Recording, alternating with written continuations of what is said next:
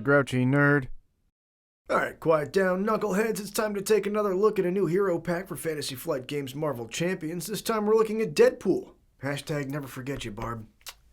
Little is known about Wade Wilson's early years, largely because he gives a different account of his childhood each time he's asked. But after leaving home, he joined the U.S. Army Special Forces, though he washed out for not following orders. Just before his 19th birthday, he was invited to join a CIA-backed group of mercenary assassins, with the promise that he'd only be killing people who deserved it. It was during this time that he learned that he had 34 inoperable cancerous tumors. Rather than go through chemo, Wade was placed in Department K, part of the Weapon X program, which implanted Wade with Wolverine's healing factor, arresting the tumor's growth, though he also developed skin deformities as a result. While in hospice care, he and other patients were subjected to torture, while the doctor, Dr. Kilbrew, and his assistant Ajax took bets on who would survive the longest, calling this the Deadpool. Ajax tore Wade's heart out, leaving him for dead, but Wade's healing factor kicked in, regenerating his heart. Wade shot Ajax and escaped, and began work as a solo mercenary, taking the name Deadpool. Since then, he's been manipulated by the Butler, a former member of Department K, tried to kill Cable, was part of the Heroes for Hire to the chagrin of the other Heroes for Hire, did a whole time-traveling buddy cop thing with Cable, who was still kind of mad at him for trying to kill him, and was accidentally transported to the Foundations of Eternity by the Beyond, which gave him the awareness that he was, in fact, a character in a comic book, which sort of drove him insane. And it's honestly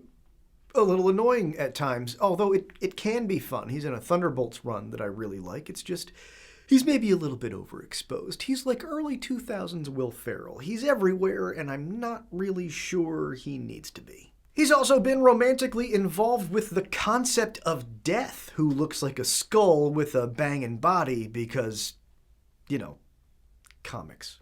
So let's take a look, and then we're also going to look at all of the cards in the new pool aspect that came in the Deadpool pack, which I assume is a one-off. I'm not guessing that we're going to get pool aspect cards in future releases, but we're going to go over all those cards after we go over Deadpool, so stick around. On his hero side is Deadpool, who does 2 thwart, 2 attack, and 1 defend, and we get a little meta joke right out of the gate. How fun for us. He has 9 hit points and a hand size of 5. His traits are Deadpool Core and X-Force, and he has the Regenerate and Degenerate. As a forced interrupt when you would be defeated, instead set your hit points to 1, change to Alter Ego, and add 1 acceleration token to the main scheme. So you can't be defeated from damage, at least not if you're in hero form. There's ways to take damage when you're in Alter Ego, and he wouldn't be able to come back from that. But as long as you're taking the damage in hero form, the only thing that happens is you get an acceleration token. I mean, yes, getting acceleration tokens, that's going to be a bit of a problem after a while. Putting 5 or 6 threat down on the main scheme during the first step of the villain phase, you're not going to last very long that way, but as long as you are taking damage as a hero, not as an alter ego, you can't be defeated. And on that alter ego side is Wade Wilson, who gets an insane recovery of 8. His hand size goes up to standard 1, and his traits become mercenary and mutant. And we get Break the Fourth Wall. As an action, discard a card from your hand to search your deck for a Deadpool event and add it to your hand. Limit once per round. He recovers for 8. His hit points are 9. And he recovers for 8. If you were to be defeated in hero form and you get knocked down to alter ego form with 1 hit point, you recover 1 time and you're back up to your full starting health. Other than the whole acceleration token thing. That's amazing. And then you also have this ability to get rid of a card that you can't play or can't afford to play.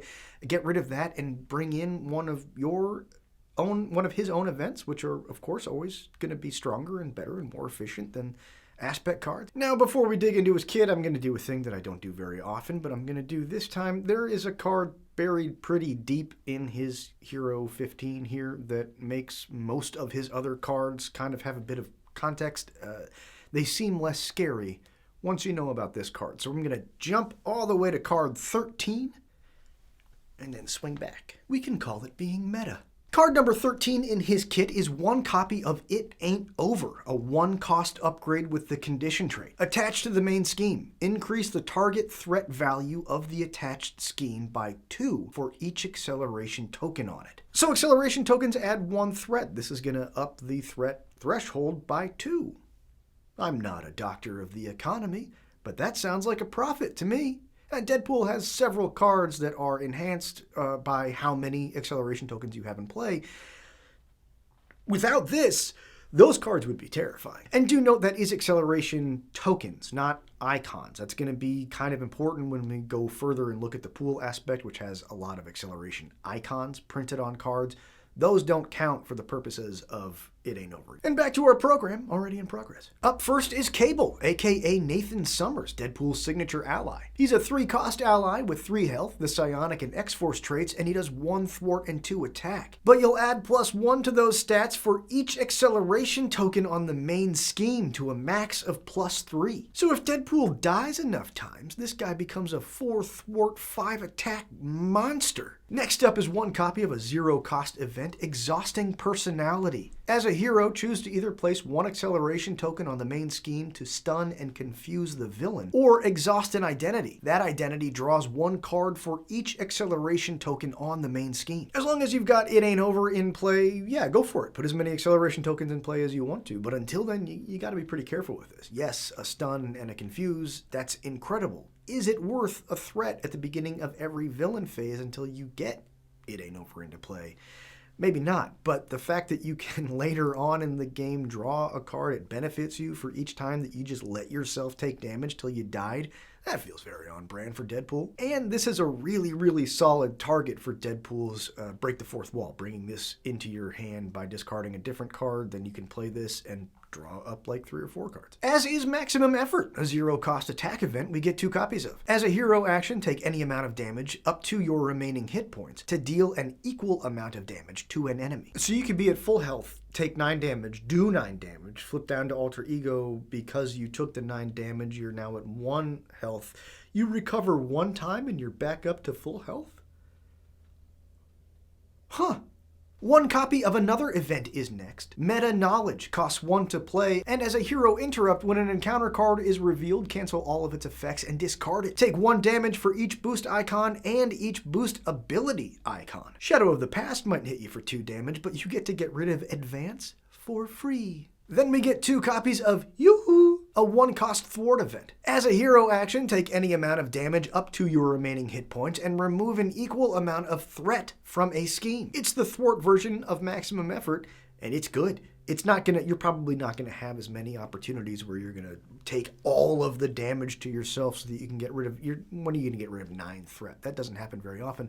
But to be able to do this, take 3 or 4 damage and then get rid of 3 or 4 threat, that's great. That's really awesome. Montage is next, 1 copy of a resource card that generates a wild resource, but it generates an additional wild resource for each acceleration icon on the main scheme, up to 3. It kind of sucks that there's a limit on this. 1 card for 4 resources is incredible, no question.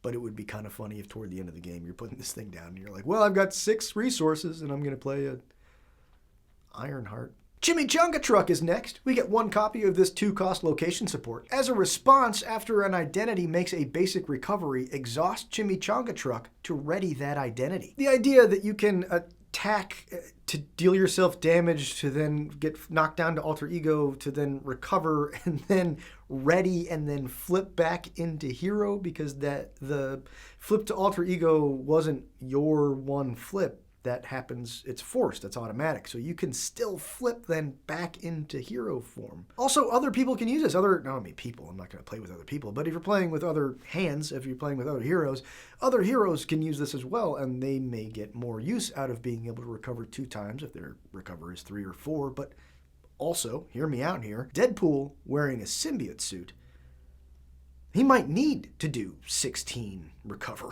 and he could. Next up is Armed to the Teeth, a 2-cost upgrade. After you play Armed to the Teeth, search your collection for 1 weapon upgrade from any aspect and attach it face down here. Then, as an action, exhaust Armed to the Teeth to swap the attached card with the weapon card you control. Okay, fine. I know it's Deadpool, so I have to do something shenanigan-y. But that's annoying. Right, that's a little... Am I being grouchy or is that annoying? Anyway, it's probably Sonic Rifle or maybe Yarn Bjorn, but if you use something with ammo, you can keep kind of swapping it back and forth and give it infinite ammo. You just don't get to use it every turn, but that's probably what you want to do with Sonic Rifle. Then we get 2 copies of Deadpool's Katana, a 2-cost weapon upgrade with the restricted keyword. As a hero attack action, exhaust Deadpool's Katana and take 1 damage to deal 2 damage to an enemy with piercing. Awesome for taking off tough status, because of course the piercing means that you get rid of the tough status before you do the damage. Otherwise, this is the card you're using to get your chosen weapon from Armed to the Teeth in play. You put this in play, and then you just keep swapping them. Cool. Last in his kit, we get 2 copies of a 3-cost attack event. This card is Fire. As a forced response, after your turn ends, if this card is in your hand, take 1 damage. Or as a hero action, deal X damage, where X is the amount of damage you've sustained. So you could do 8 damage by hurting yourself for 8 with maximum effort, and then immediately play this card as Fire to do 8 more damage. The bad stuff. Wade's obligation is the Merc with the Mouth. Exhaust each ally you control, and allies you control cannot ready. Other identities can't play anything during your turn, and after the player phase ends, if you have not talked this phase, discard this card. As a predominantly solo player, I must say, it's a fantastic obligation. That's the easiest obligation in the world. Don't talk to no one that's there for 2 minutes. Done. I did it. It's over. Butler is Deadpool's nemesis minion. He has 3 health, does 2 scheme and 1 attack, and he has the scientist trait. And when he schemes, place that threat on Deadpool's signature side scheme instead if able. As a boost card, it confuses you. Easy enough to beat at only 3 health, but let's take a look at that side scheme. Involuntary Procedures, which comes into play with 6 threat on it. And after Deadpool takes any amount of damage, place 1 threat here. Then if there are 10 or more threat here, remove this card from the game. Until that happens, it's an extra hazard icon, meaning you're getting an extra encounter card. But then it just goes away. Like you can ignore it for a little bit, and then it goes away after you take some damage? Okay. Next is Tabula Rasa 16, an attachment that attaches to your identity and treats your identity's printed box as blank except for traits. As an alter ego action, spend 2 mental resources to discard it, and it'll attach to you as a boost card as well. Get rid of it! Get rid of it so fast, that means you don't resurrect, you don't do the regenerate and degenerate, you just die. Last, we get 2 copies of Mutated Soldier, a 5 health minion who does 1 scheme and 2 attack, has the toughness keyword, and after Mutated Soldier activates, heal all damage from it. So you gotta kill this guy all in one go, or he just keeps healing and being a problem. Shouldn't be too much of a problem for Deadpool. He can use maximum effort to just take 5 damage and then deal 5 damage, and then everybody's fine. And now I'm gonna really change things up by doing the final thoughts on Deadpool now before we go over the aspect cards, because the pool aspect is so much of its own thing. I kind of want to talk about Deadpool, how he relates to the overall state of the game, and then we'll look at the weird fever dream that is pool after.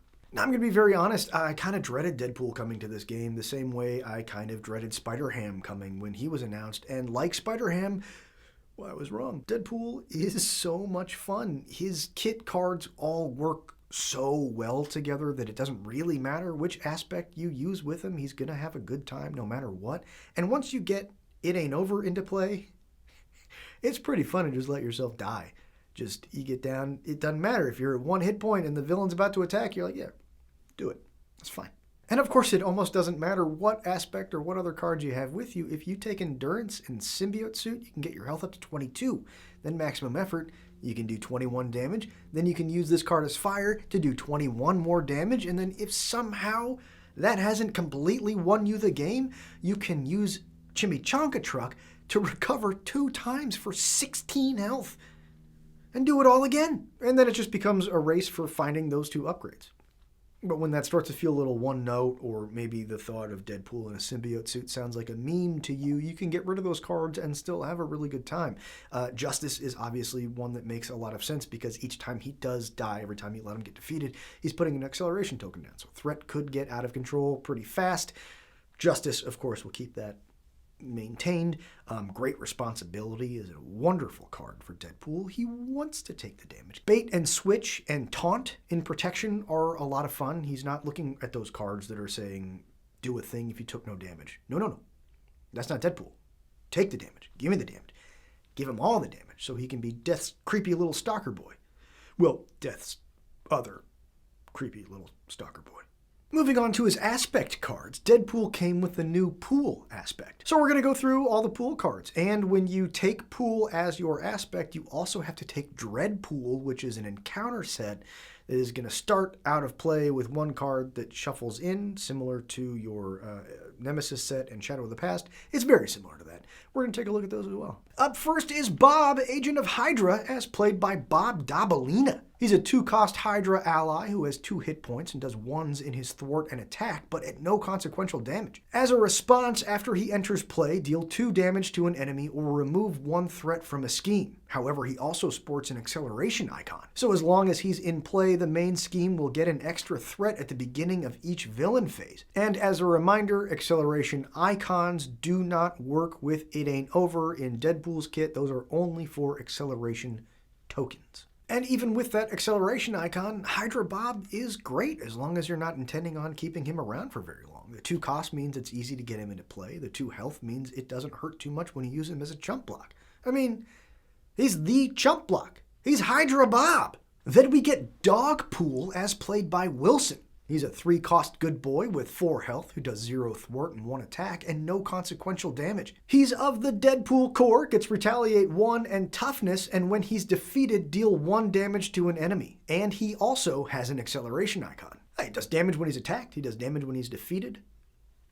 That's amazing. The 4 health means that acceleration icon might be sticking around a little bit longer. I guess not if you're using his Retaliate. That means that something's attacking him and he's attacking back. But still, that's something to keep in mind. That acceleration icon could stick around for a little while. Then we get Headpool as played by Wade Shorty Wilson.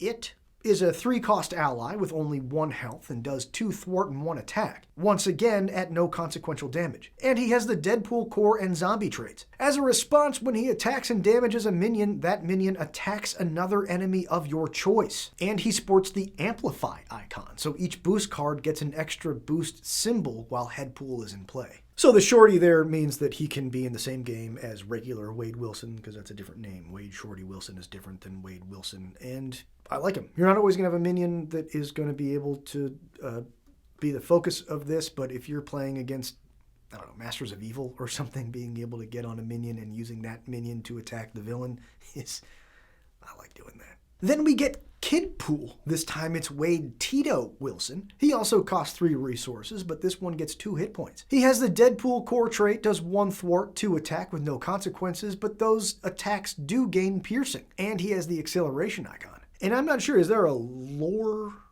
reason for the squish face? 2 piercing damage is great, especially if Deadpool's Nemesis set gets shuffled in and those mutated soldiers are coming into play who heal and have a tough. Kidpool gets rid of the tough and then you knock them down. Wanda Wilson is Lady Deadpool. She's a 4-cost ally with 3 hit points and 2s in both stats at no consequential damage. The Deadpool core trait, and when she's defeated, defeat a non-elite minion. And she gets an Amplify icon. I mean, if you're playing Deadpool and you're taking advantage of dying a bunch of times and the acceleration tokens are going, the Amplify's it doesn't matter. An extra boost, who cares? You're already taking damage, you want to take damage, a boost, that's nothing. That's nothing. And 2s in both stats, no consequential damage. She's wonderful. I like her a lot. And also, here's a question. What's going on with the squish face? Next is Ellie Fimister as Negasonic Teenage Warhead. She's a 4-cost ally with 4 hit points who does 2 thwart and 2 attack, again with no consequential damage, and she has the Psionic and X-Force traits. And as an interrupt, when a treachery is revealed, deal 2 damage to Negasonic Teenage Warhead to cancel that treachery's when revealed effects. And she comes with a hazard icon. God, that sounds so good at first until that hazard icon. Putting her in play and just waiting for 2 treacheries to come up that you don't want to deal with seems great. But if you have to draw an extra encounter card every round until that happens, well, I guess you're increasing the chances that you're going to be able to use her in that way. But then, I don't know. Then we get Panda Pool, another 4-cost ally with 4 hit points. This one gets the Deadpool core trait and the toughness keyword. He does 0 thwart and 3 attack, and he too has no consequential damage. And he too has a hazard icon. 3 attack with no consequential damage. Of course, that's incredible. The hazard icon, like Lady Deadpool though, that's a pretty big deterrent. Drawing 1 or 2 extra encounter cards throughout a game because you're shuffling your deck or you get dealt one by a particular encounter card, that's one thing. Over and over and over, or if you have multiple allies in play that are getting you encounter cards, if you have Deadpool and Lady Deadpool in play, you're drawing 3 encounter cards every villain phase. That's going to get pretty bad pretty fast. Next up is 3 copies of Barely a Scratch. It's a 0-cost defense event, and has a hero interrupt when you would take any amount of damage from an attack, prevent 1 of that damage for each crisis, acceleration, amplify, and hazard icon in play. There we go. Now it's going to start to make a lot more sense. So the more of these icons in play, yes, it's going to start to get very hectic, but you also have these cards that then do something if you have a bunch of icons in play. It's a very stressful way to play this game. 1 copy of Break Time is next. It's an event that costs 3 per identity, and it has the Alliance keyword so everyone can help pay for it. And it's got a max of 1 per deck. As an alter ego action, take a group break. Leave the table. Read a comic book. When you come back to the game, heal 1 damage from each identity for every minute you were away from the game. This right here, this card right here, is exactly what I was worried all the Deadpool cards were going to be. Shut up. Just shut up. Break Time. That's stupid. A modified uppercut becomes Cut Upper, a 3-cost attack event which has a max of 1 per deck. As a hero action, deal 5 damage to an enemy, then stun that enemy. Having a bunch of cards in your deck that you only have 1 copy of is going to make for a very inconsistent deck, which is generally speaking considered to be weaker than having 2 or 3 versions of cards that you know you want to see.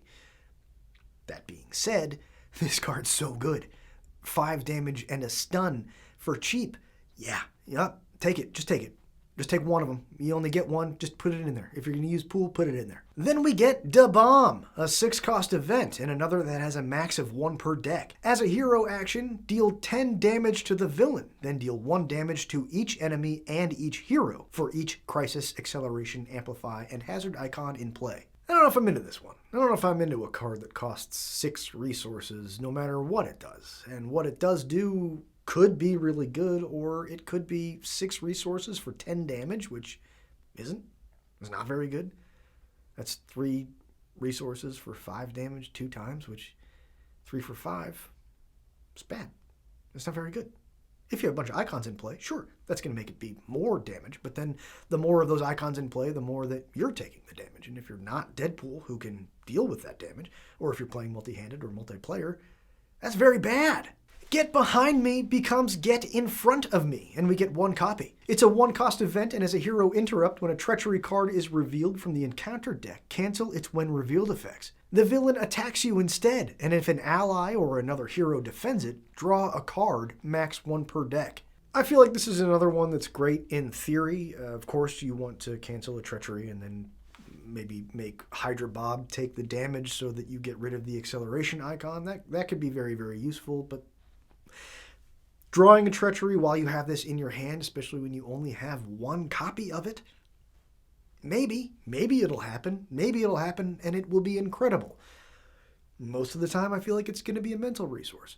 Get Ready is now Get Ragey. It's still a 0-cost event that readies an ally, but now that ally gets +1 attack until the end of the phase, max 1 per deck. If you could take 3 of these and have some consistency to your deck, and you know that there's a much better chance of coming across one of these when you draw, while you also have an ally in play, would be cool. Having 1 of them, you're trying to throw a dart from across the room and hoping. I Got This is next. We do get 3 copies of this one. It's a 1-cost event, and it's a hero action. If there's a crisis icon on a card in play, deal 3 damage to an enemy. If there's an acceleration icon, remove 2 threat from a scheme. An amplify icon, ready an ally you control. And a hazard icon, draw a card. And that's not 1 each. If you have 3 hazard icons in play, you don't get to draw 3 cards, but you do get to draw 3 cards and do 3 damage and do 2 threat and ready an ally if you have all 4 of them in play. 3 copies of Mulligan is next. It's a 3-cost event which you cannot play if you have played any other cards this phase. As an action, discard your hand, then draw up to your hand size. Great for cycling through your deck if there's a particular card you want to see for heroes who need a little bit of setup or they're trying to find a particular upgrade that really gets the whole thing humming. Also worth noting, it doesn't say you can't have paid for other cards that are already in play. You just can't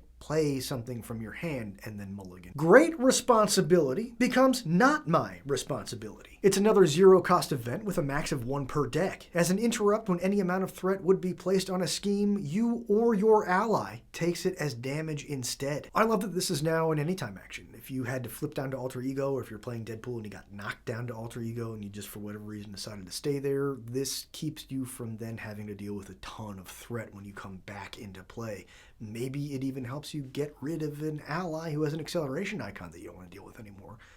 Sorry, Bob. Another 6-cost event is next, Pool Inspection. This one is a thwart event, max 1 per deck. As a hero, remove 5 threat from the main scheme, ignoring the crisis icon, then remove 1 threat from each scheme in play for each crisis, acceleration, amplify, and hazard icon in play. Well, I think I might like that even less than Da Bomb, especially for 6 resources. That's crazy. That's crazy. On the other hand, Live Dangerously might make that cost a bit more manageable. It's a player side scheme that doesn't cost any resources to be put into play, and it comes into play with 3 threat per identity on it. It has victory 0, but until it goes into the victory display, each identity gets +2 to their hand size, and it has 1 of each bad icon. Well, that's a hell of a trade-off. 2 cards for all of the bad icons, including Crisis. So it's not like this thing is even going to stay in play for very long. You're going to have to deal with it before you can pull threat off of the main scheme, and you're going to have to pull threat off the main scheme or you lose. So it's in play for 2 turns, maybe. Better make them good. Hopefully you draw Da Bomb. Self-Confidence is a physical resource card, again max 1 per deck. Double the number of resources this card generates if your identity has sustained less than 5 damage. Triple the resources if you have sustained 0 damage. Self-Control is the same thing, but this one generates a mental resource. And Self-Preservation is the same thing, but an energy resource. Really good for Deadpool, whose recovery is 8, which is 1 less than his total health. So if you've been defeated and you flip down to Alter Ego and then you use your recovery to get back up to 9, now all of these cards are worth 3 resources. That's awesome. Then we get 1 copy of a 1-cost support with the vehicle trait, the Deadpool Core Ship. As an action, exhaust Deadpool Core Ship and deal yourself 1 face-down encounter card to put a pool ally into play from your hand. Panda Pool with a toughness and 3 attack. For free?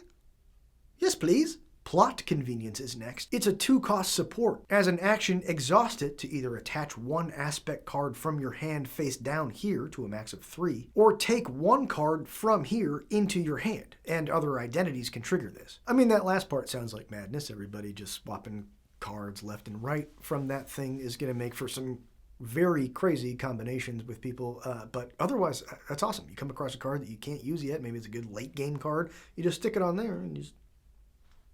Ambush is a 1-cost upgrade we get 3 copies of. It has the tactic trait and it attaches to a side scheme, max 1 per side scheme. When the attached side scheme is defeated, discard a non-elite minion, and it's going to give that side scheme the crisis icon. But maybe that crisis icon is no big deal. You were planning on getting rid of that side scheme right away anyway, and it's going to take a nasty, albeit non-elite minion along with it. Bazooka is next. We get 2 copies of this 2-cost upgrade with the weapon trait, and it has the restricted keyword. As a hero action, discard Bazooka to deal 1 damage to an enemy for each crisis, acceleration, amplify, and hazard icon in play, and this attack gains ranged. 1 damage for each icon in play could potentially be a whole lot, as we've seen. If you have the side scheme in play and a full complement of allies that each have an icon of some kind on them, that's going to be doing 7 damage. Next is 1 copy of Blackout, a 0-cost upgrade with the metagame trait. As a hero action, spend 1 resource of any type to move 1 threat from a scheme to an empty space above that matches the spent resource. If all the spaces are filled, discard this card and confuse the villain. 6 resources for 6 threat and a confuse isn't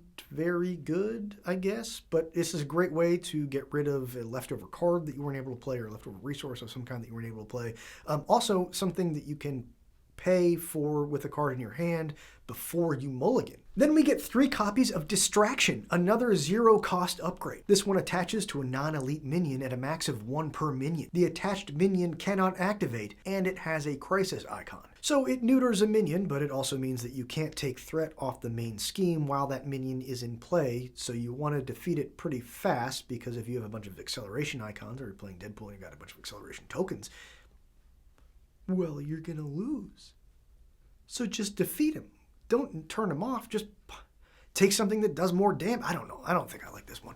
Get Good is a 2-cost upgrade, but reduce the cost to play Get Good by 2 if you lost your last game of Marvel Champions. So the whole hook of the pool aspect is this sort of push your luck mechanic, where you're probably going to lose kind of a lot. So I can see the appeal of a card that gets better if you just lost. Then we get 3 copies of Healing Factor, a 3-cost upgrade with the superpower trait, max 1 per player. After the player phase begins, exhaust Healing Factor to heal 2 damage from your identity. Well, I love this. The Healing Factor on Wolverine is one of the things that I love the most about Wolverine, and this brings it to any hero that's playing pool aspect. Next up is Laser Swords, a 3-cost weapon upgrade which takes up both restricted slots, max 1 per deck. Your hero gets +1 attack for each Crisis, Acceleration, Amplify, and Hazard icon in play to a max of 4. Come on, don't give it a max. Let me do a basic attack for 10. That'd be hilarious. Whatever, it's still good. The turn or 2 that Live Dangerously is in play, they're gonna be nuts. Rock, Paper, Scissors is next. It's a 1-cost upgrade with the metagame trait. As a hero action, exhaust this card, choose 1 card in your hand, and discard the top card of your deck. Using this diagram, if a printed resource on the chosen card points to a printed resource on the discarded card, add the discarded card to your hand. Energy beats mental, mental beats physical, physical beats energy, and wild beats everything. It's really good for Domino. She can set the top card so she knows exactly the 2 cards that she's going to be comparing, so then she can know that she's going to be getting that card as an extra card in her hand.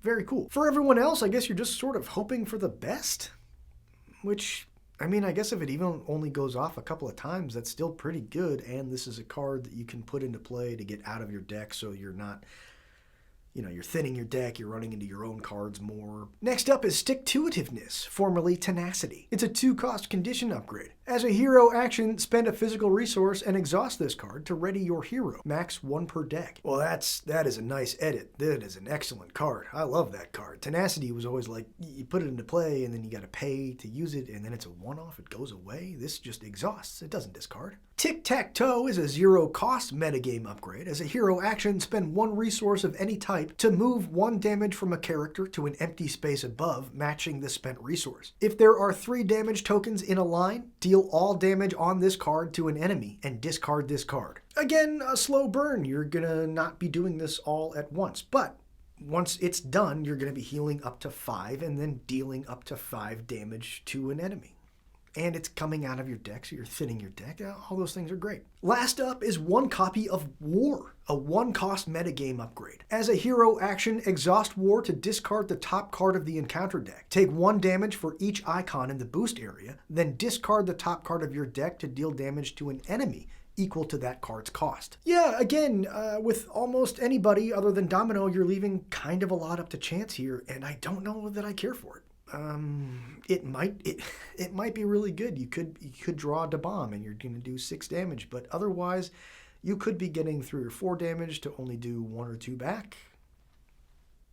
I don't know. More bad stuff. Anytime you choose Pool as your aspect, there's a chance you're gonna run into Dreadpool, the super dark Deadpool variant from Earth 12101. This takes the form of an extra encounter set, which is going to mostly start out of play. However, they have ruled that if you're only taking a few cards, like if you're Cable and you want to take Live Dangerously because you can, or Gamora taking a few events from Pool, you do not have to deal with Dreadpool if it's not your chosen aspect. Let's take a look. Crisis of Infinite Deadpools is a treachery, and when it's revealed, reveal the set-aside Dreadpool minion and Dreadful Deeds side scheme. Then shuffle the rest of the Dreadpool set into the encounter deck, and remove this card from the game. Oh no, they found a way to make Shadow of the Past worse. You're going to be getting a minion and a side scheme and 5 extra encounter cards. Dreadpool, who does 2 scheme and 2 attack, he has 3 hit points and the assassin and elite traits. He engages the first player, and when he's defeated, deal him to the player who defeated him as a face down encounter card. You can't get rid of him? You can't get rid of this guy? Oh, that immortality thing's a lot cooler when you're doing it. The side scheme is Dreadful Deeds. It comes into play with 2 threat on it, and you'll place an additional 2 threat for each identity who controls 1 or more pool cards. And it has the Amplify icon. That feels light. I'm not complaining, but after the minion that cannot die, it feels pretty light. Anti-regeneration ray is an attachment that goes on Dreadpool if he's out, the villain if he's not. As a forced interrupt when the attached character attacks a non-villain character, treat the attacked character's box as if it were blank until the end of the attack. As a hero action, you can spend one of each basic resource type to attach this card to your identity instead. So for most heroes, this isn't going to matter a ton. Most heroes don't have something in their text box that matters when they're getting attacked. In Deadpool's case, that means you don't get to resurrect anymore. But if you're able to get it on you, that means Dreadpool doesn't resurrect anymore. Then there's 2 copies of Poolized, another attachment. This one goes on the ally with the highest cost that doesn't already have a copy attached to it. If you don't have an ally in play, it gains Surge. Treat the attached ally as a pool minion with a blank text box. Its thwart value becomes its scheme value, and it does not take consequential damage. Well, that's terrible. And last is Metacidal Tendencies. When revealed, deal 2 damage to each Deadpool core character, or 3 damage if Dreadpool is in play, and place 1 acceleration token on the main scheme. That's so bad! That's so bad! Bob and Kidpool only have 2 health. Lady Deadpool only has 3 health. You might be taking damage yourself and wiping out all of your allies in one fell swoop. That's the least number of swoops it can be. Yeah, I don't know. I mean, I can tell the designers had a lot of fun doing this. I can tell people on Marvel CDB are having a field day making decks for all the heroes using pool cards. And people are having a lot of fun with it. I'm not one of them. It's not for me. I don't think it's for me. It's very go big or go home. It's setting yourself up to fail and then trying to win before that happens. And that's just not the way I like to play. It's sort of like you know somebody who makes incredible cookies. Chocolate chip and peanut butter and snickerdoodle and leadership, and then one day they say, hey, I'm going to make you some oatmeal raisin cookies, and you go, no, I don't like oatmeal raisin cookies, and they say, but wait, these are going to be the best oatmeal raisin cookies you've ever had in your life, and you can tell they really want you to have them, so you say, yeah, give me the oatmeal raisin cookies, and they're the best oatmeal raisin cookies you have ever had, but you really just wanted chocolate chip, or snickerdoodle, or peanut butter, or leadership. So I'm probably not going to ever mention these cards again the next time somebody comes out. I'm not going to be like, oh, and also Nightcrawler Pool is insane. Probably not going to happen unless I'm wrong and there will be more pool cards to come. Then, of course, we'll cover it like any other aspect. Okay, and I think that's finally it. That was a long one. I'm going to go rest my voice and put some bourbon on my throat. Get off my lawn.